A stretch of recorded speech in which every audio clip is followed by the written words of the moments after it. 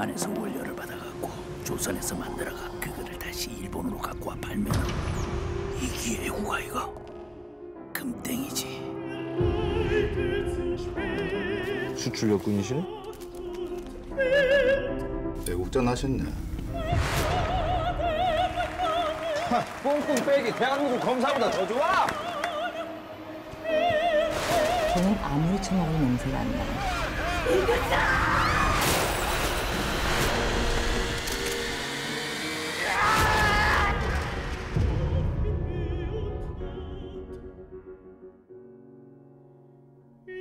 이 나라는 내가 다 미살이다 이거.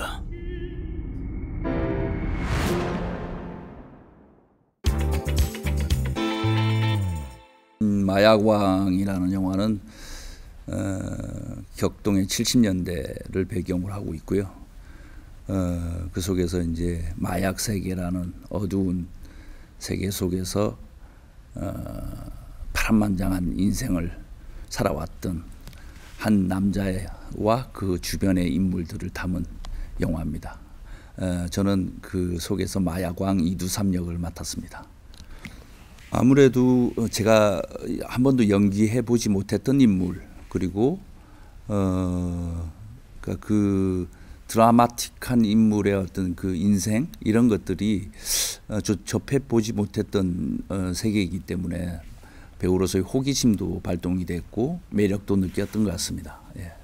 이 실제 인물들의 얘기이고 실제 사건들을 배경으로 하고 있다라는 것은 사실인 것 같은데, 그 방금 말씀하신 그런 어떤 특정한 인물을 그 인물을 모델로 해가지고 만든 인물은 아닙니다. 예. 그래서 실제 사건들과 실제 인물들을 총집합을 해서 거기서 만들어진 가공의 인물, 그 인물이 이두삼, 제가 맡은 이두삼 인물이죠.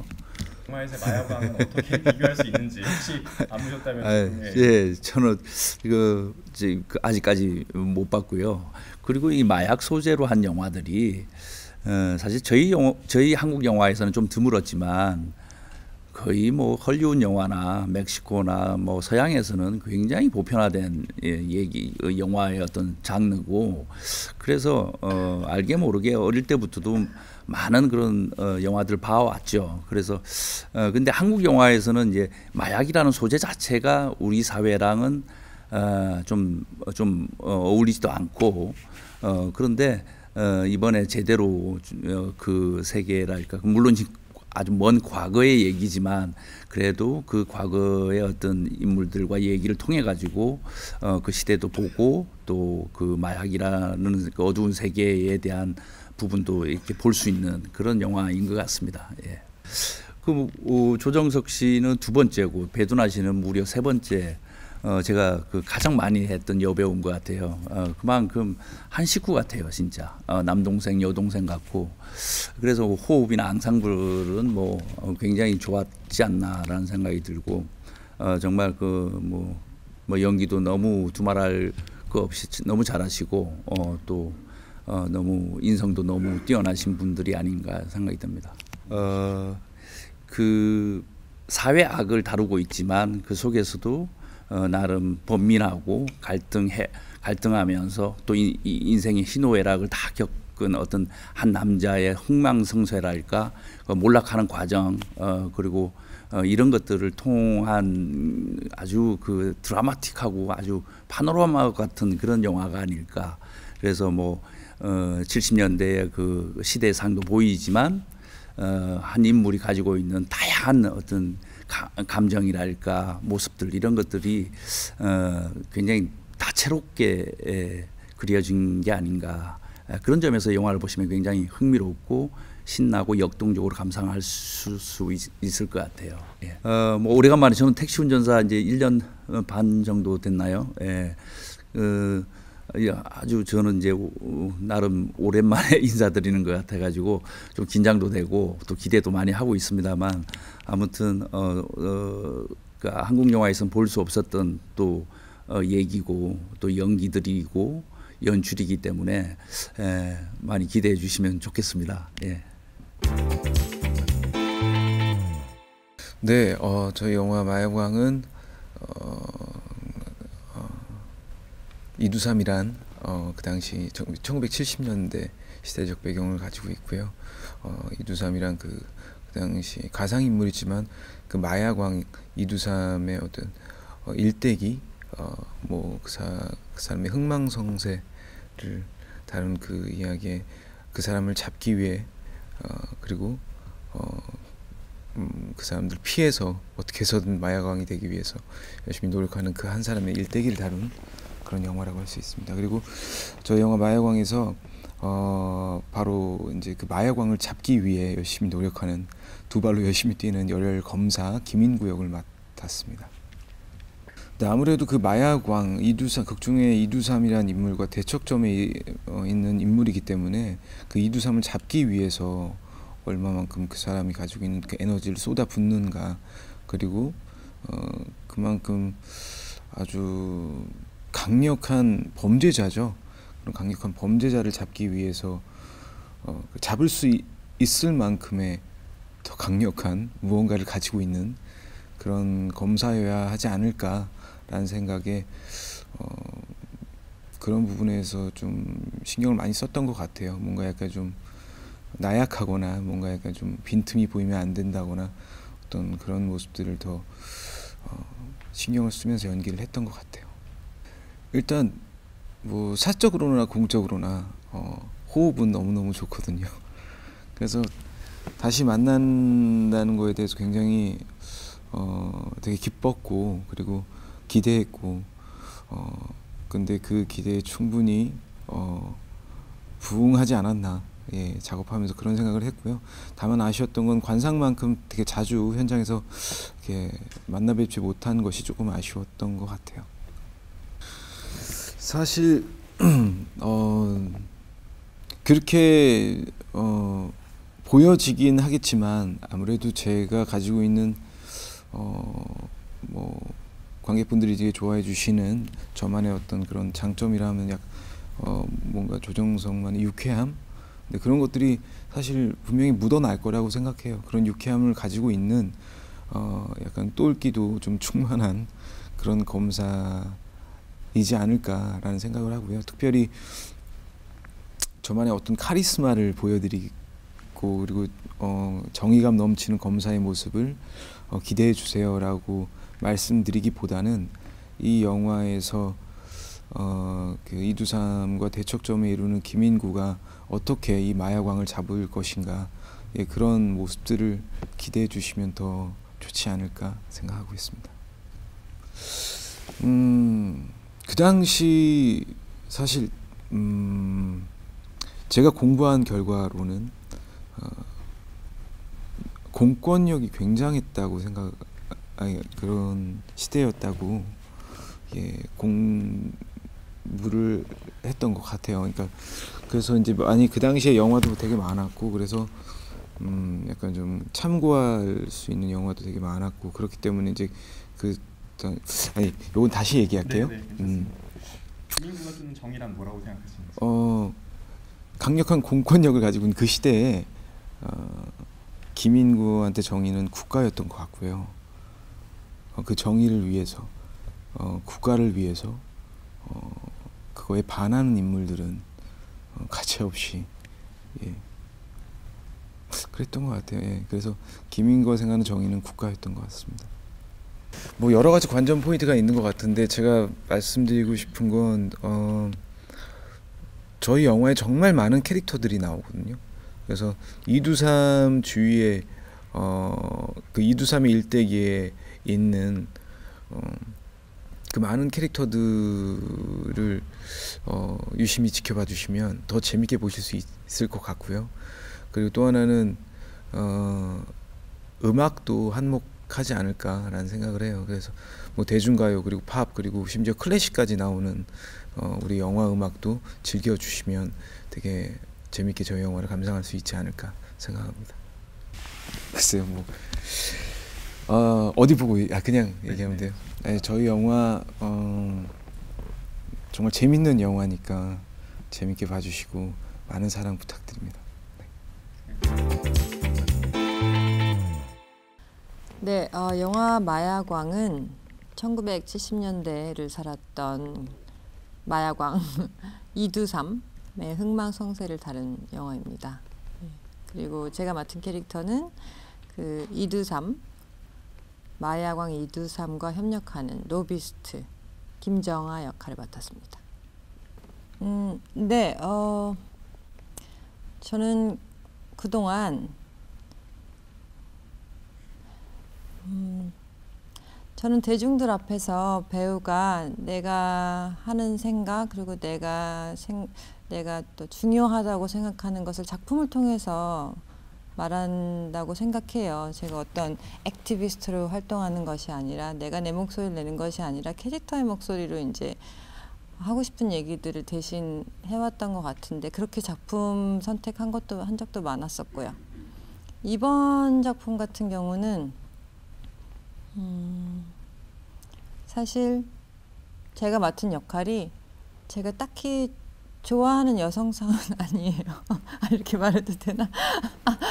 하지만 그 여자를 보면서 지금 우리가 느낄 수 있는 부분이 있어요. 내가 하고 싶은 얘기를 저는 지금 이게 반대로 하고 있는 느낌이 들었거든요. 그래서 제가 연기를 하면서도 이 여자 진짜 막 이렇게 혼자 속으로 생각하면서 연기할 때도 있었는데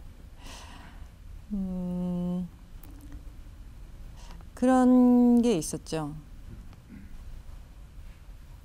옳고 그른 것을 따지자는 게 아니라 그 시대에 그렇게 살 수밖에 없었던 어떤 한 여자를 보면서 지금 우리가 생각할 수 있는 게 있다고 생각했어요. 그래서 도전하게 됐고요. 그거 외에도 물론 저는 그 송강호 선배님을 너무나 좋아하기 때문에 그 같이 또 연기해보고 싶고 옆에서 보고 배우고 싶어서 작품 선택한 것도 있고 또 그랬어요. 70년대 얘기라는 것도 흥미로웠고. 네, 어떻게 따지면 예 그렇기도 하죠. 약간 그 사업적인 관계보다도 어떤 개인적인 사생활도 공유하는 그런 사이죠. 김정아는 이두삼과.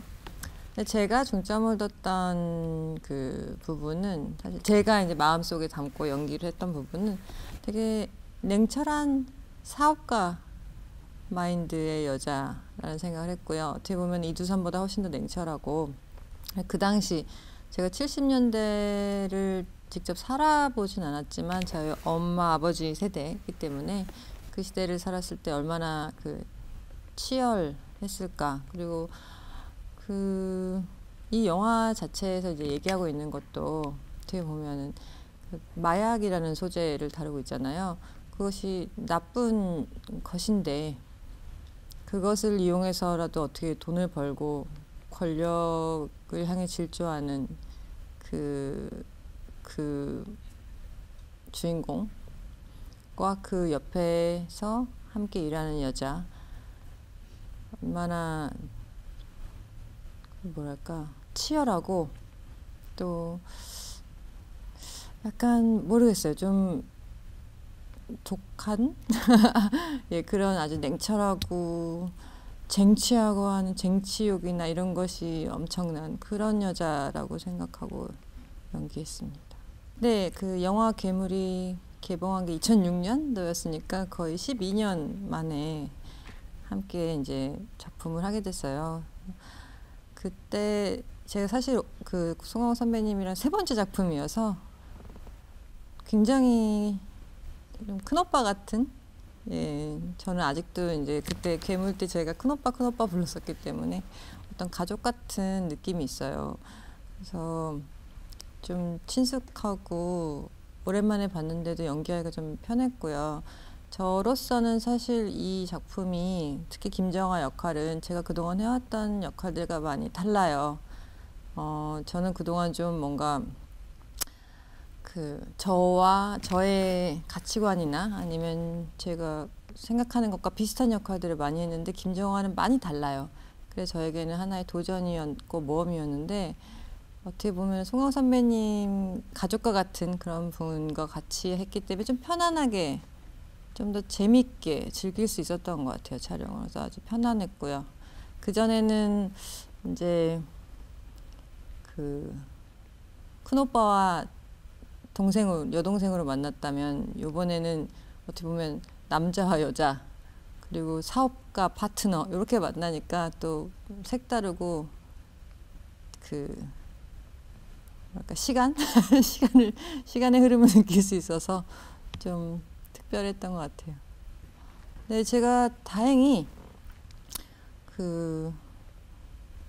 제가 미국 영화나 드라마를 찍기도 하고 또 일본 영화도 찍기도 하고 제가 데뷔한 지 20년 됐는데 그동안 되게 여러 가지 일을 하면서 좀 습득해놨던 언어들이에요. 일본어, 영어 그리고 이제 이번에 새로 배운 거는 약간 불어 조금 정도인데 그래서 아주 어렵지는 않았고요. 허투루 쓰는 시간은 참 없다고 배워두니까 이번에 아주 잘 썼습니다. 네, 물론 우리나라뿐만 아니라 해외에 특히 서양 쪽에서 이제 한국 문화나 한국 배우들에게 관심을 갖고 또 러브콜을 많이 보낸다는 것에 대해서 저는 너무 좋죠. 그리고 고무적인 일이라고 생각하고 그러니까 우리나라 배우들이 외국 가서 또 다른 문화나 시스템을 보고 오는 것이 저희 이 충무로 한국 영화를 더욱 살찌우는 길이라고 생각해서요. 저는 아주 좋다고 생각해요. 그래서 물론 로마에 가면 로마법을 따르겠다고 거기 가면은 또 거기만의 방식을 보고 또 거기서 그렇게 생활하다 보면은 제 생각에는 좀 더 보는 눈도 넓어지는 것 같기도 하고 저는 많이 배우고 왔다고 생각해요. 글쎄요. 그냥 시스템적으로 다른 건 있죠. 근데 아주 막 완전히 다르다 이런 건 없고 아주 세세한 거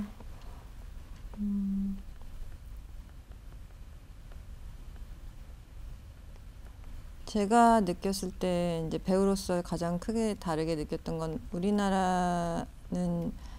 우리나라보다 이제 해외 영화들이 그 프로덕션에서 그러니까 뭔가 시스템적으로 딱 구축되어 있는 것들이 많아요. 가령 저희는 배우가 직접 뭐 차를 타고 현장에 출근을 한다거나 뭐 이런 거 있잖아요. 이런 작은 것도 다 조금 달라요. 저희는 몸만 가요.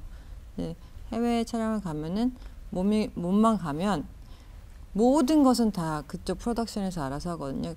그 차로 배우들을 하나씩 세트로 이동하고 이런 이동 수단이나 모든 것들이 다 프로덕션에서 알아서 하는 거. 그거 외에는 그러니까 좀 더 한국 현장이 좀 더 개인들이 책임질 부분이 많고요. 거기는 좀 더 시스템적으로 좀 탄탄하게 구축되어 있는 것 같고요. 뭐 그 정도? 너무 네. 진지하게 고민스럽게 네. 좀 대답하기가 어려운 질문이 또 좀 이긴 해요. 왜냐면 그 어떤 게 더 낫다고 잘못 받아들여질 수 있어서 그렇지는 않아요. 그래서 네.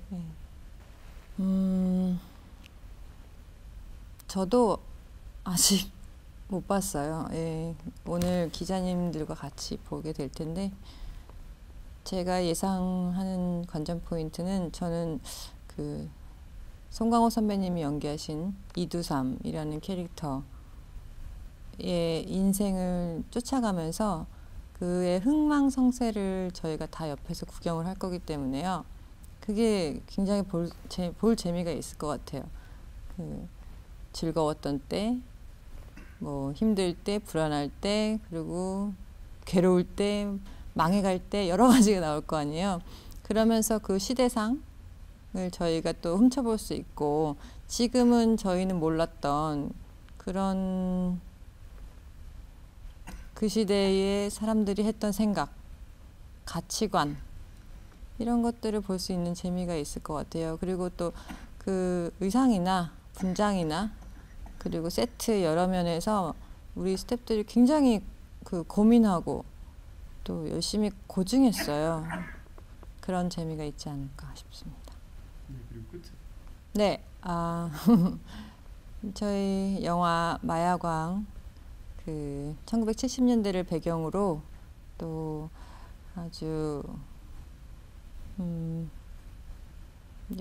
배경으로 하는 그런 영화입니다. 볼 것도 많고 또 저희 송강호 선배님이나 아니면은 조정석 씨, 김대명 씨, 김소진 씨, 이성민 씨, 이희준 씨, 조우진 씨 정말 훌륭한 배우분들이 많이 나와서 이두삼의 곁에서 훌륭한 연기를 펼치니까요. 여러분들 많이 기대해 주시기 바랍니다.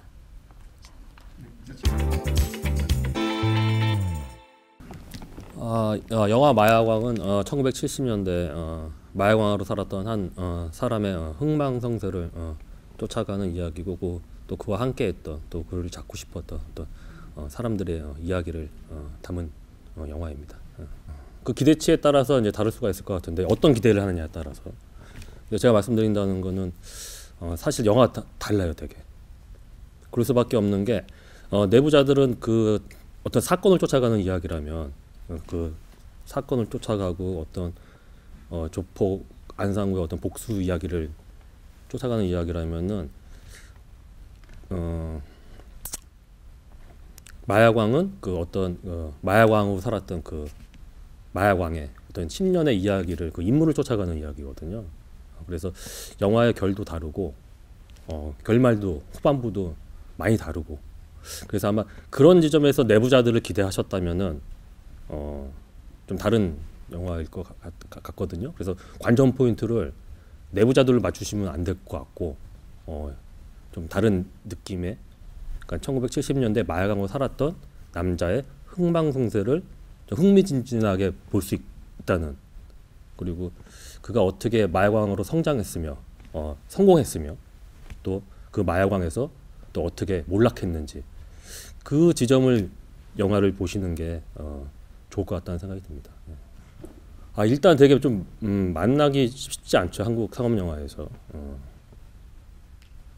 근데 제가 개인적으로 마틴 스코세지 영화 감독의 영화를 좋아하고 그 감독의 영화를 보면은 한 사람이 한 인간이 성공을 하지만은 그 성공에서 이제 어떻게 이제 추락하고 몰락하는지가 저는 되게 흥미진진하더라고요. 그러니까 어떻게 성공하는 지점도 재미있는 지점이 있는데 그 위치에서 어떻게 추락하는지 무엇 때문에 추락하는지 그런 지점들을 바라보는 어떤 재미가 저한테는 항상 있었거든요. 그래서 근데 그게 사실 그런 영화를 한국 상업영화에서 찍는 게 쉽지는 않은 게 현실인데 또 어떻게 기회가 생겨서 송강호 선배님과 그런 영화를 이제 찍을 수 있어서 제 개인적으로는 상당히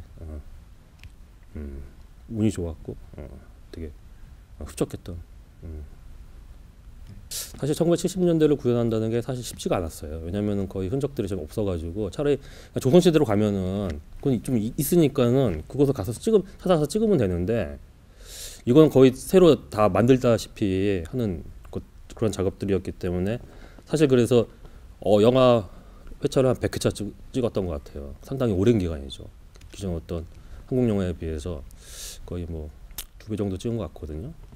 어쩔 수 없이 왜냐하면 그 시대의 어떤 그런 것들을 재현해 하다 보니까는 그만큼 또 시간도 오래 걸리고 그래서 근데 그 시대 하면은 제가 저도 이제 70년대 초반에 태어나서 이제 산 사람인데 그 시대 하면 좀 그냥 가난한 시대였다. 그리고 우리 부모님들 되게 열심히 살았던 시대였다. 또 한편으로는 되게 또 잘 살 수 있다는 어떤 희망으로 부풀었던 또 그런 시대였는데 또 그 반면에 또 되게 또 화려한 느낌들이 또 있었거든요. 그래서 또 우리 영화가 또 마야광이라는 어떤 또 정점에 이뤘을 때 또 되게 화려한 삶이 또 보이고 그런 지점들을 이제 구현하려고 70년대의 어떤 가난하고 좀 피폐된 그 이면의 어떤 되게 또 화려한 그런 모습들을 구현하려고 미술이나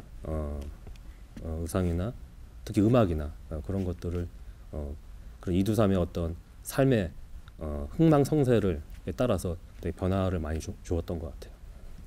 어려운 점은 좀 부담감이 사실은 있었죠. 왜냐면 이런 기라성 같은 배우들을 모아서 영화를 찍었는데 잘못 찍으면 어쩌나 하는 부담감은 분명히 있었던 것 같은데요.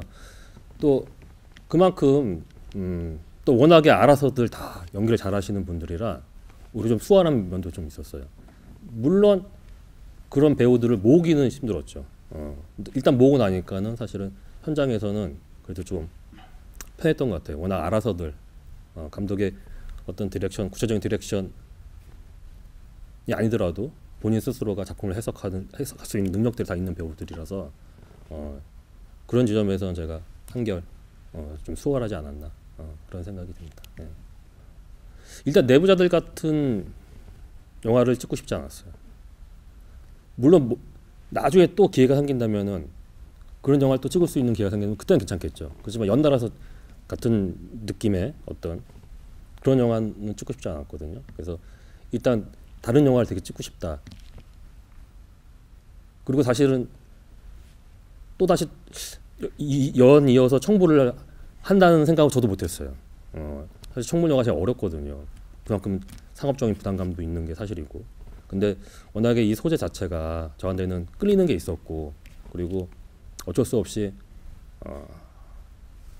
이게 이제 실존 인물들과 당시 실제 사건들을 배경으로 토대로 만든 작품인데, 그런 프리 프로덕션에서 시나리오 단계에서 자료 조사와 그런 것들을 하면서 제가 까먹고 있었잖아요. 70년대를 어렸을 때 기억이고 그런 것들을 다시 생각하게 되는 기회가 됐고, 그러면서도 또 한편으로는 우리 부모님의 시대, 그분들이 되게 열심히 살았던 시대, 그 결과가 옳던 그르던 그걸 떠나서 그런 것들을 느낄 수 있는 저한테는 소중한 시간이 되었던 것 같습니다. 예, 일단 뭐 그 나르코스 에스코바르 같은 인물이죠, 그렇죠? 예, 나르코스는 뭐 드라마, 뭐 에스코바르는 영화인데 같은 인물이잖아요. 콜롬비아의 마약. 그 사람 너무 정말 상상 초월하는 무지막지한 뭐 실제로 그랬다니까는. 근데 그거랑 다르게 또 한국은 한국만의 어떤 당시의 어떤 특성과 사회성을 가진 인물이지 않았나 하는 생각이 듭니다. 그리고 또 한편으로는 공통점도 있는 것 같아요. 왜냐면은 그 콜롬비아의 그 시대가 80년대였던 것 같은데 80년대 되게 정치적으로 되게 불안정한 시대였고, 잘은 제가 기억은 안 나지만은 그런 시대에 그런 마약왕이 탄생했다는 거. 그리고 우리나라도 1970년대 격동의 시대였고 되게 혼란의 시대였고, 물론 경제 성장을 한참 하는 시대였지만 그런 시대에 또 강력한 또 정권이 강력한 그런 시대에 어떻게 그런 마약왕이 나올 수 있었을까? 그런 지점에서는 조금 뭔가 우리가 공통적으로 바라볼 수 있는 지점들이 있지 않나 그런 생각이 듭니다. 예. 아마 안 쓰던 소재, 아마 되게 안 쓰던 소재였기 때문에 또 발굴하는 지점도 분명히 있었을 거라고 생각을 들고요. 되게 금기적인 소재잖아요. 근데 그렇기 때문에 그런 마약을 다시 뭔가 더 계속 소재를 찾아가는 과정이지 않았을까요? 저 같은 경우에도 실제 그 사건이 있었으니까, 당시에 60년대 미수가 성행하던 시대였는데 그게 이제 1970년대 들어오면서 강력하게 법으로 규제됐고, 그러면서 그 미수를 하던 사람들이 다 감옥에 들어갔거든요. 근데 그 사람들이 감옥 안에서 딱 눈을 뜬 게 실업봉이에요. 그러면서 그 사람들이 감옥에 나오면서 이제 우리나라의 백색의 이제 그 황금 그 시대가 열린 거거든요. 그러니까 저는 거기에서 이제 사실은 이제 영감을 받아가지고 되게 흥미로운 지점이다라고 생각해서 만든 건데, 설명이 좀 됐나요? 뭐 밖에서 저기 계속 반복을 해서 말씀. 그 사건이 실제로 있었고 실존 인물들이 있었고 그 시대에 어떻게 그렇게 마약 왕들이 있었는지, 실제 그런 사건들이 있었는지가 되게 아이러니하게 흥미진진하게 저한테 다가왔어요. 그리고 그 지점에 출발을 했고 계속 고민을 해보고 시나리오를 쓰다 보니까는 어떤 지점에서 마약과 실업봉이라고 그러죠. 실업봉과 그 시대가 뭔가 되게 교묘하게 맞는 지점이 저는 있다고 생각했어요. 그게 뭐였냐면은 우리가 그 시대에 저 어렴풋한 기억이지만은 옳고 그름을 떠나서 뭔가에 되게 취해 있었구나. 어떤 것 되게 잘 살아보자는 그런 어떤 캐치플레이어, 수출이 애국이다라는 어떤 그런 황금 만능주의, 우리 잘 살아야 된다는. 그러면서 우리가 뭔가 놓치고 가는 지점들이 있지 않았나. 혹은 암묵적으로 그냥 그런 게 저한테는 흥미롭게 다가왔던 것 같아요. 그래서 마치 그 시대는 우리가 뭔가에 되게 취해 있었던 시대였지 않았나라는 생각이 들어서 설명됐습니까? 저는 개인적으로 감독으로서 물론 이제 그 관전 포인트를 아까도 얘기했지만 흥망성쇠를 쫓아가서 보시면은 그 송강호 선배님 연기했던 그 마약왕의 흥망성쇠를 쫓아가서 보시면은 되게 흥미롭게 보시면서 그리고 그 시대와 함께 어떻게 저 마약왕이 성공 가두를 달리고 화려한 삶을 살다가 어떻게 같이 몰락했는지 그런 지점을 보시면 재밌을 것 같고요. 물론 각자 관객들이 개인의 몫이지만은 저 개인적으로는 그가 어떻게 몰락하는지가 저한테는 되게 중요했던 것 같아요. 예, 마약왕 1970년대 마약왕으로 살았던 한 사람의 흥망성쇠를 쫓아가는 이야기입니다. 내부자들 같은 어떤 사이다 같은 통쾌한 결말은 아니지만 그거랑은 다른 지점에서 그 인물이 갖고 있었던 그 시대와 함께 살았던 그 사람의 어떤 페이소스를 진하게 느끼실 수 있는 작품이라고 생각을 합니다. 네. 부산이고 일본이고 꽁으로 챔피언 못도 아닙니까? 내가 새로 구상하고 있는 사업이 하나 있는데 이기 장래가 확실하다 본다. 자원을 들이가고 우리 기술로 만들어가 다시 수출하는 기다. 저를 들어가야 못된 짓을 해도 티가 안 나는 기다. 이제 우리도 시대 흐름에 발맞춰가지고 수출 금자탑을 세워야 될까 이거. 같이 한번 해보입시다. 이두삼 씨는 고마 금은방 하는 게 안 낫겠나? 제 손에 들어왔다 하면 다 돈이 돼서 안 나갑니까? 일수다 바람이나 들키진 않아라.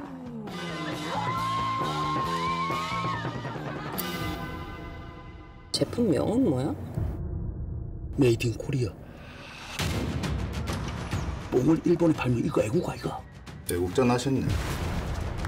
대단한 건 인정해. 뭔 더러운 짓을 해도 아무도 못 떠들게 하면 되는 거야. 꽁꽁 빼기 대한민국 검사보다 더 좋아. 위에서도 봐주는 게 한계가 있어. 니 내한테 뭐 숨기는 거 있나? 눈을 깔고 앉아 있어도 불안하지. 이거다! 이 나라는 내가 다 네 살이다 이거.